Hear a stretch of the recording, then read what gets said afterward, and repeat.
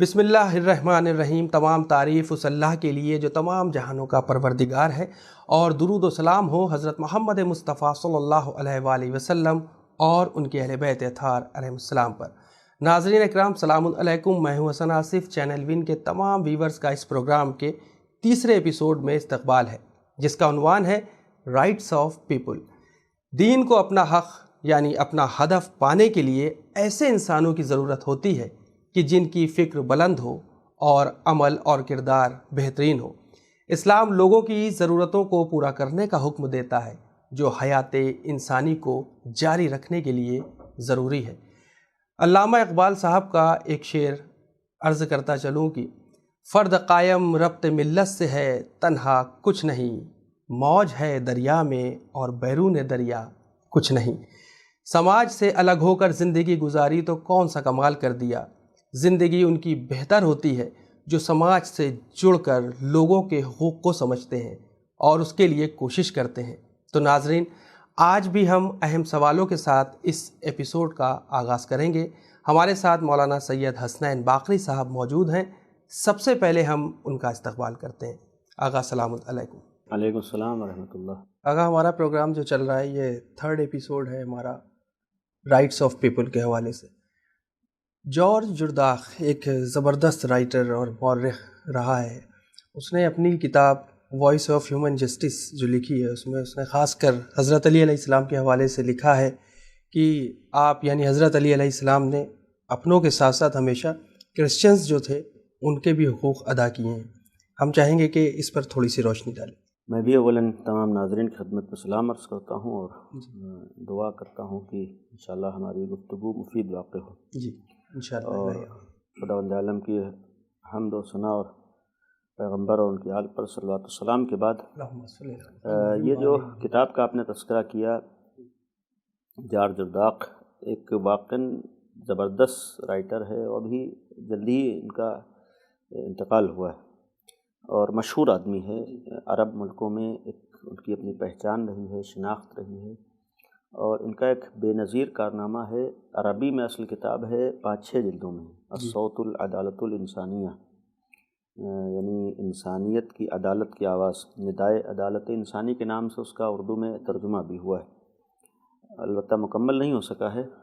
ایک اس میں خود اس نے ایک عیسائی ہو کر جو حضرت علی علیہ السلام کی زندگی کا مطالعہ کیا ہے، جس چیز نے اس عیسائی کو سب سے زیادہ متاثر کیا ہے، جس کی بنیاد پر اس نے کتاب لکھی، وہ امام علی کی عدالت تھی۔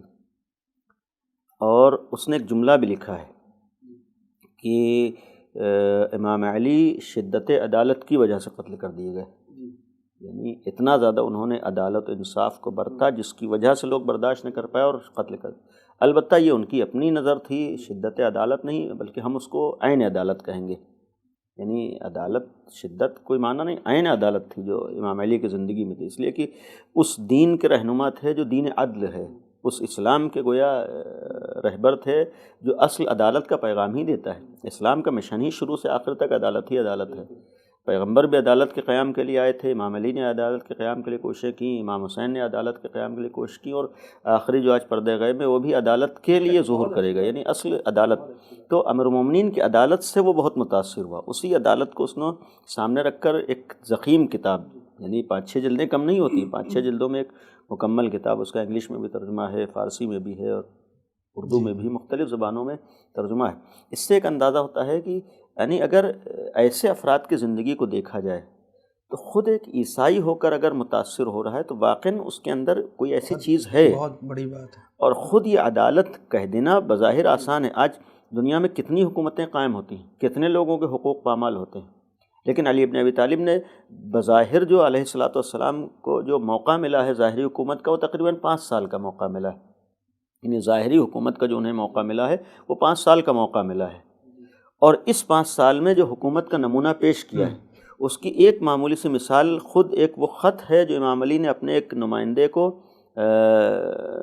بھیجا تھا مصر میں، جب حاکم بنایا ہے مالک اشتر کو، انہیں امام علی نے ایک تفصیلی خط لکھا تھا، اس میں کس طریقے سے عدالت برتی جائے، کیسے حاکم کو ہونا چاہیے، حاکم کی ذمہ داریاں کیا ہیں، حاکم کے فرائض کیا ہیں، لوگوں کے حاکم کے اوپر حقوق کیا ہیں، کیسے لوگوں کے حقوق کا خیال کرنا ہے. یہ ایک واقعاً ایک ضرورت ہے ایسے کلمات کو. اور ایسی نہج البلاغہ میں وہ خط موجود ہے، تفصیلی خط ہے اور مفصل خط ہے مالک اشتر کے نام. خود یہ عدالت کے اوپر مشتمل ہے، خود یہ حقوق الناس کو بیان کیا ہے. یا اسی طریقے سے اس 5 سالہ دور حکومت میں آج کہیں دنیا کا ایک معمولی سے دائرے میں حکومت کرنے والا وہ چیلنج نہیں کر سکتا ہے جو 5 سال میں امیر المومنین نے کیا تھا. امیر المومنین کے سلسلے میں تاریخ میں ہے کہ فرمایا تھا کہ اگر میرے دائرے حکومت میں کوئی کسی شب میں بھوکا سویا ہو تو کھڑا ہو جائے. جہاں پر اتنے مخالفین ہو، دشمن ہو، وہاں اگر کوئی ایک بھی ان کی دور حکومت میں بھوکا سویا ہوتا تو مخالفین میں کوئی کھڑا ہو جاتا. کوئی نہیں کھڑا ہوا ہے. حتیٰ پانی کا انتظام سب کے لیے کیا ہے. کھانے اور پانی کا انتظام، جو انسان کے کھانے پانی چھت کا انتظام کر دینا کمال ہوتا، آسان نہیں ہوتا ہے. یہ علی ابن ابی طالب کا حقوق الناس کا خیال کرنا تھا کہ کوئی ایک نہیں کھڑا ہو کر اس دور میں کہہ سکا کہ ہمارے لیے کھانے کا انتظام نہیں ہوا ہے، ہمارے لیے پانی کا انتظام نہیں اور ہمارے لیے چھت کا انتظام نہیں ہوا ہے. امیر المومنین گزر رہے ہیں ایک راستے سے، دیکھا ہے کہ یہودی کنارے بوڑھا ہے، مانگ رہا ہے. امام علی کے دور حکومت میں کوئی مانگنے والا بھی ہو جائے امیر المومنین کو برداشت نہیں تھا. یعنی اس حکومت میں وہ نظام قائم کیا تھا کسی کو مانگنے کی ضرورت نہ پڑے. سوال کیا کہ یہ کیوں مانگ رہا ہے ہمارے دور حکومت میں؟ پتہ لگایا، معلوم ہوا کہ یہ کسی کا غلام تھا، بوڑھا ہو گیا لہذا اس نے نکال دیا. بوڑھا ہو گیا لہذا اس نے نکال دیا. امیر المومنین نے اس کے باقاعدہ اسلامی بیت المال سے اس یہودی کی زندگی گزارنے کا انتظام کیا. اسے کہتے ہیں عدالت. کوئی حکومت کا حق نہیں تھا. اس مالک کو بلایا جس نے نکالا تھا، اس کے اوپر مولا کائنات برہم ہوئے. فرمایا اس سے کہ جب تک یہ کام کے لائق تھا تم نے اس سے کام لیا، اور جب کام کے لائق نہیں ہوا اسے نکال کے باہر کر دیا.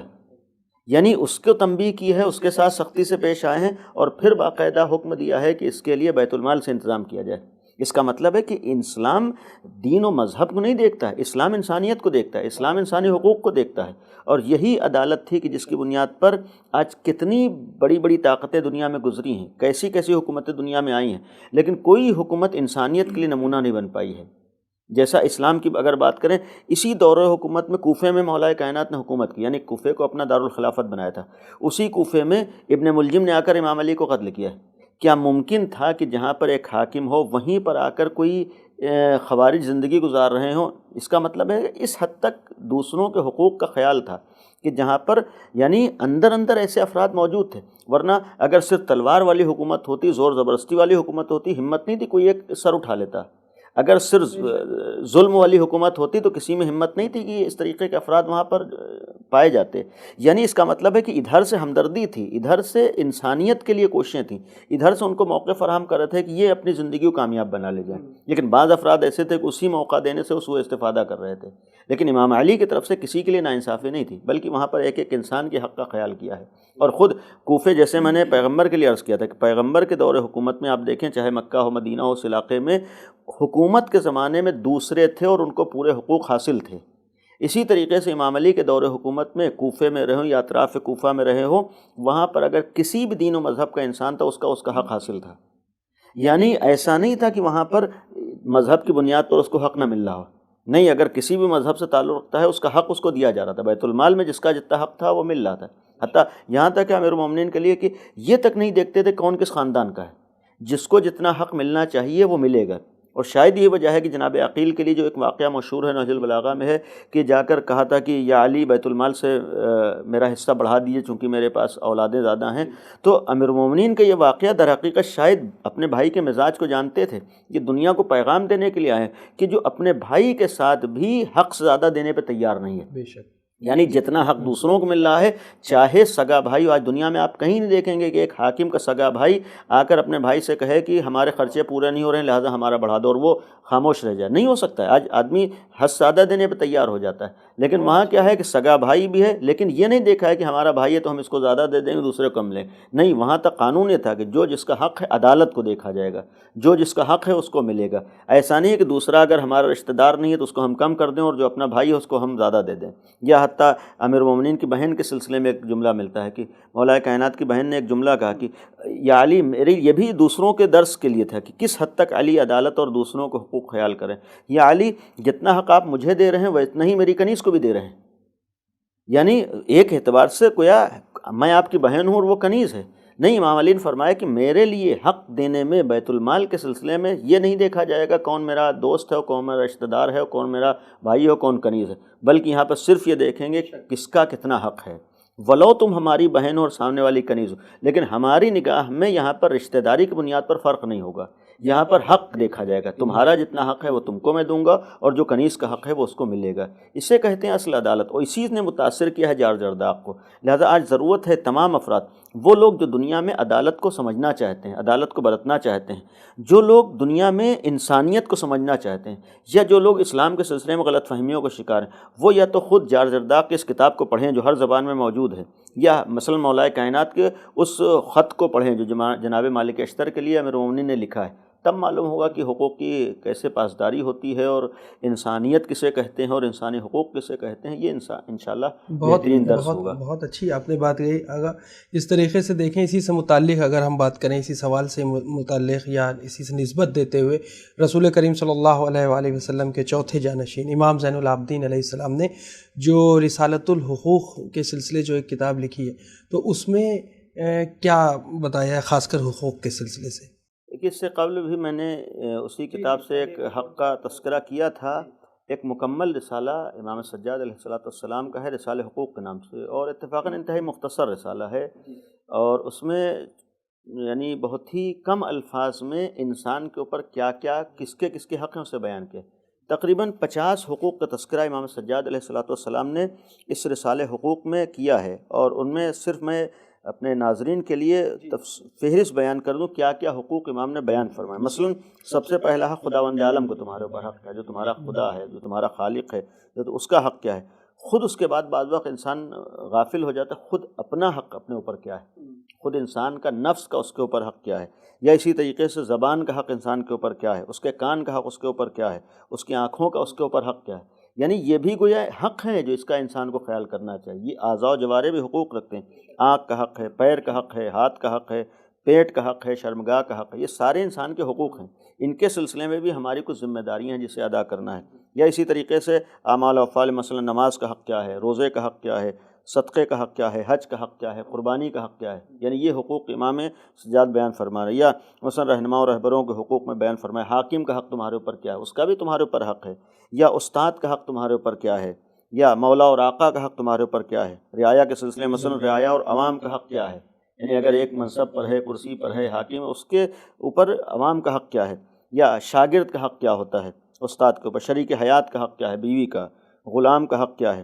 اب رشتہ داروں مثلا آئے تو ماں کا حق کیا ہے، باپ کا حق کیا ہے، اولاد کا حق کیا ہے، بھائیوں کا حق کا ہمارے اوپر کیا ہے، یا عمومی حقوق میں مثلا جس نے آزاد کیا ہے کسی کو اس کا حق کیا ہے، جو آزاد ہوا ہے اس کا حق کیا ہے، یا احسان کرنے والے کا حق کیا ہے، کسی نے ہمارے اوپر احسان کیا وہ بھی ہمارے اوپر حق رکھتا ہے، اس کے حقوق ہمارے اوپر کیا ہیں۔ مثلا مؤذن کا حق کیا ہے، یعنی جو اذان دے رہا ہے مسجد میں وہ بھی ہمارے اوپر کچھ حق رکھتا ہے، اس کے حق کیا ہیں۔ امام جماعت کا ہمارا اس کا حق کیا ہے، یا ہم نشین کا، یعنی جس کے ساتھ ہمارا اٹھنا بیٹھنا ہے اس کا ہمارے اوپر، پڑوسی کا حق کیا ہے، دوست و احباب کا حق کیا ہے، اپنے شریک کا حق، یعنی کسی بھی پارٹنر کا جو ہمارے کام میں شریک ہو جائے اس کا حق کیا ہے۔ خود مال بھی ہمارے اوپر حق رکھتا ہے، مال کا حق ہمارے اوپر کیا ہے، یا جس نے ہم سے قرض کا مطالبہ کیا ہے اس کا حق ہمارے اوپر کیا ہے۔ معاشر، یعنی جس کے ساتھ ہم معاشرت کر رہے ہیں، جس کے ساتھ ہم زندگی گزار رہے ہیں، مدعی مدعا علیہ کا حق کیا ہے، حتیٰ مشورہ کرنے والے کا حق کیا ہے، کسی نے ہم سے مشورہ کیا وہ بھی ہمارے اوپر ایک حق رکھتا ہے، اس کا حق کیا ہے۔ نصیحت طلب کرنے والے کا حق کیا ہے، یا نصیحت کرنے والے کا حق کیا ہے۔ بڑے اور بزرگ کا حق کیا ہے۔ آج یہ چیزیں ختم ہوتی جا رہی ہیں، یعنی جو ہمارے گھر میں بڑا ہے، بڑا بھائی ہے، ماں ہے، باپ ہیں، دادا ہیں، دادی، جتنے بھی کسی بھی عنوان سے کوئی بڑا ہے اس کا حق کیا ہے۔ چھوٹے کا حق ہمارے اوپر کیا ہے، یا سوال کرنے والے کا حق کیا ہے، جس مانگ رہا ہے اس کا بھی ہمارے اوپر ایک حق ہے، جس سے سوال کیا جا رہا ہے اس کا حق کیا ہے، خوش کرنے والے کا حق کیا ہے، کوئی برائی کرنے والا ہے اس کا بھی حق کیا ہے، ہم نشین و ہم مذہب کا حق کیا ہے، اہل کتاب کا حق کیا ہے۔ یہ ٹوٹل 50 حقوق ہیں جسے امام سجاد نے رسالہ حقوق میں بیان فرمایا ہے۔ میں نے کہا تھا کہ اس کا ترجمہ آج مختلف زبانوں میں ہو چکا ہے، انتہائی مختصر ہے، کوشش کریں کم از کم ایک خاص کر ہمارے ناظرین اس رسالے سے استفادہ ضرور کریں۔ آج کا زمانہ سوشل میڈیا کا زمانہ ہے، آج آپ اس طرح کی چیزیں دوسروں سے بھی مانگ سکتے ہیں، طلب کر سکتے ہیں، آج آن لائن بھی موجود ہیں اس طریقے کی کتابیں، آپ خود سرچ کریں رسالہ حقوق، آپ کو ہر زبان میں مل جائے گا۔ لہذا کوشش کریں، بہت ہی مختصر ہے، آسان ہے، وقت دینا بھی ایک ایک کر کے اگر ہم روزانہ پڑھ لیں تب بھی ہماری زندگی میں انشاءاللہ اثر ہوگا۔ اس سے یہ بھی فائدہ ہوگا کہ ہمیں ایک طرف یہ معلوم ہوگا کہ خود اسلام کا میسج کیا ہے، یعنی یہ رسالہ حقوق کا مطلب ہوتا ہے کہ آج دنیا میں حقوق الناس کی باتیں تو بہت ہوتی ہیں، لیکن واقعاً حق کس کو کہتے ہیں؟ واقعاً دوسروں کے حقوق کا خیال کرنا کسے کہتے ہیں؟ یہ معلوم ہوگا، دوسری طرف خود ہم کو اپنی ذمہ داریوں کا بھی احساس ہوگا۔ آغا جس طریقے سے دیکھا جائے بہت سارے مذہبی پروگرامز ہوتے ہیں، تو ان مذہبی پروگرام سے ریلیٹڈ ایک سوال یہ دماغ میں اٹھتا ہے کہ ہمیں کیا رعایت برتنی چاہیے ایسی جس سے کسی کے بھی حقوق کے اوپر خطرہ نہ آئے یا پامال نہ ہو؟ کوئی بھی کسی بھی مذہب، کسی دھرم، کسی بھی مسلک کا ماننے والا ہو، خود اس کی اپنی ذمہ داریاں ہوتی ہیں۔ حق کا مطلب یہ ہوتا ہے کہ ہم کچھ بھی کر رہے ہیں، ہمیں کسی دوسرے کے حق کو پامال کرنے کا حق نہیں ہے۔ یہ کوئی مذہب اجازت نہیں دیتا ہے، کوئی دین اجازت نہیں دیتا، بالخصوص مذہب اسلام اور مذہب اہل بیت اجازت نہیں دیتا ہے۔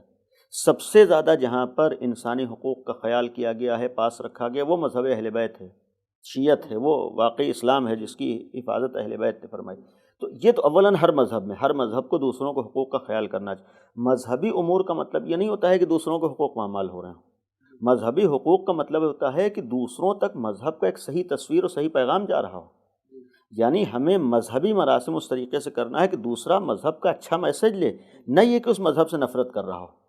یعنی بعض لوگ مذہبی جنون میں آ کر وہ کام کرتے ہیں بناوے مذہب جس سے دوسرے متاثر نہیں بلکہ نفرت کرتے ہیں۔ اسے مذہب نہیں کہا جاتا ہے۔ مذہب کا مطلب واقعاً آپ مذہبی ہیں، واقعاً دھرم والے ہیں، تو وہ طریقہ اپنائیے جس سے سامنے والا آپ کے مذہب و دھرم سے متاثر ہو، جس سے آپ کے مذہب کو گویا سمجھنے کی کوشش کرے، جس کے موقع ملے آپ کے مذہب کے بارے میں آنے، نہ یہ کہ آپ کے اس کے ساتھ وہ رویہ اپنائیے جس سے آپ کے مذہب سے نفرت کرنے لگے۔ تو پہلی چیز یہ ہر ایک کے لیے، مثلا ہم کوئی بھی کام کریں، کسی بھی طریقے کا مذہبی ہو غیر مذہبی، کوئی بھی ہمارے ہاں عمل ہے، کوئی بھی کام ہے، اس میں مثلا ہمیں پڑوسیوں کو حقوق خیال کرنا ہے۔ ہمیں کوئی بھی مذہبی کام کرنا ہے، مثلا یہ نہیں ہے کہ ہم نے مائک لگا دیا، ہمارے گھر میں یہ پروگرام ہو رہا ہے، خیال کرنا چاہیے، پڑوسیوں کا بھی، آس پاس والوں کا بھی خیال کرنا چاہیے۔ اس کا مطلب یہ نہیں ہے کہ ہم اگر کوئی پیغام دینا چاہ رہے، پیغام کے لیے وہ طریقہ اپنائیے جس سے سامنے والے کو کوئی پریشانی نہ ہو، سامنے والے کو تکلیف نہ ہو، اس بات کا احساس ہو کہ مثلا ہو سکتا ہے اطراف میں کسی کا ایگزام ہو، کسی بچے کا پڑھنا چاہ رہا ہے، کوئی بیمار و مریض ہے جو آرام کر رہا ہے، کسی کو تکلیف ہو رہی ہے، کوئی آرام کرنا چاہ رہا ہے، یہ ساری چیزیں ہو سکتی ہیں۔ اسی لیے ہمارے مذہب میں اگر واقعاً اگر ہم اللہ کے لیے، دین کے لیے، حق کے لیے اور انسانیت کے لیے کریں اور صحیح عمل کریں تو صحیح طریقہ بھی اپنانا چاہیے۔ صحیح کام اس وقت تک صحیح نہیں ہو سکتا ہے جب تک اس کے لیے طریقہ صحیح نہ اپنایا جائے۔ غلط طریقے پر چل کر صحیح کام نہیں ہوا کرتا ہے۔ ہر صحیح کام اس وقت صحیح ہوتا ہے جب اس کے لیے صحیح طریقہ بھی اپنایا جائے۔ صحیح طریقہ ہم اپنائیں، صحیح طریقہ یہ ہوتا ہے کہ ہم دوسروں کا بھی خیال کریں، دوسروں کے حقوق کا خیال کریں۔ ہرگز مذہب کا مطلب یہ نہیں ہوتا ہے کہ دوسروں کو تکلیف پہنچا کر ہم مذہب کو پیش کریں، نہیں، مذہب کا مطلب ہوتا ہے کہ دوسروں کو متاثر کریں، مذہب سے آشنا کریں، مذہب سے قریب کریں۔ لہٰذا ایک چیز یہ ہوتی ہے کہ مذہبی امور میں یا اسی طریقے سے اپنی پرسنل زندگی میں بھی کوئی بھی ہم کام کریں، دوسروں کے لیے اذیت و تکلیف کا سبب نہ بنے، آس پاس والوں کے لیے ہم اذیت و تکلیف کا سبب نہ، یہ نہ کہیں کہ ہمارا تو یہاں اٹھنا بیٹھنا ہے، دوسروں کی تکلیف ہو رہی، کوئی نہیں، کم از کم اس کو راضی کر لیں، کم از کم اس سے پوچھ لیں۔ جہاں پر اگر ہم اپنے مذہب کی بات کریں، مذہب اسلام میں جہاں اتنی باریکیوں کی جانب توجہ دلائی ہے کہ کہیں پر جا رہے ہو تو دیکھو اس کے کسی بھی مال کو بغیر اس کی اجازت تمہیں چھونے کا حق نہیں ہے مثلاً، یا مثلاً حتیٰ ہمارے ہاں واقعاً ان باریکیوں کی جانب توجہ نہیں دیتے۔ ہم اگر کہیں پر جا رہے ہیں، ہمیں حق نہیں ہے کہ کسی کے چپل جوتے کو ہم رونتے ہوئے چلے جا رہے ہیں، یہ بھی ایک کلچر کے خلاف، یہ بھی ایک اسلام کے خلاف، یہ بھی ایک دین کے خلاف ہے۔ اسلامی پیغامات میں یہ چیزیں ہیں، بعض لوگ نہیں توجہ، یہ بھی ہم گویا حق پامال کر رہے ہیں۔ ہم خالی کسی کے جوتے چپل نہیں رون رہے ہیں بلکہ ایک ہم حق کو پامال کر رہے ہیں۔ یہ چیزیں ہمارا دین سکھا رہا ہے، ہمارا مذہب سکھا رہا ہے، یہ چیزیں اسلام میں۔ اسلام کی خوبیاں خالی زبانوں پہ نہیں ہونا چاہیے، اسلام کی خوبیاں عمل میں ہونا چاہیے۔ واقعاً مذہب اہل بیت بہترین مذہب ہے، بہت اچھا مذہب ہے، لیکن کاش ہم لوگ اس کے اوپر عمل کر سکیں۔ مقصد کو کسی بھی آپ کو دین و مذہب میں وہ باریکیاں نہیں ملیں گی جو مذہب اہل بیت میں ملیں گی۔ حتیٰ مثلا مذہب اہل بیت ہمارا کہہ رہا ہے کسی کے ساتھ تمہارا اٹھنا بیٹھنا ہے تو اس کے ساتھ تمہارا تعلقات کیسے ہونے چاہیے، تم اس کے ساتھ کس طریقے سے برتاؤ کرو، تم اس کے ساتھ کیسے پیش آؤ، تم کہیں جا رہے ہو تو کس طریقے سے کن کن باتوں کا خیال کرو۔ یعنی یہاں پر ہر جگہ ہر ایک کے حق کا پاس و لحاظ کرنے کا حکم دیا گیا ہے۔ تو یہ بھی ہم کوشش کریں کہ اپنے مذہبی معاملات میں، اپنے پرسنل معاملات میں، اپنی زندگی میں حقوق کا خیال کریں تاکہ جو مذہب ہمارے ہاں واقعاً اچھا ہے وہ عملاً بھی اچھا مذہب سامنے آ سکے۔ آغا بہت بہت شکریہ، وقت کی کمی ہے، انشاءاللہ ہم اگلے ایپیسوڈ میں پھر حاضر ہوں۔ تو ناظرین، امید کرتے ہیں آج کا ایپیسوڈ بھی آپ کے لیے فائدہ مند ثابت ہوا ہوگا، مولانا صاحب کے علمی جوابات سے آپ نے استفادہ کیا ہوگا۔ انشاءاللہ اگلے ایپیسوڈ میں بھی ہم گفتگو کا سلسلہ آگے بڑھائیں گے کچھ اور اہم سوالوں کے ساتھ۔ پروگرام کا فیڈ بیک ہمیں ضرور دیے گا۔ تو اب ہمیں اجازت دیجیے اور دعاؤں میں ضرور یاد رکھیے گا۔ شکریہ، خدا حافظ۔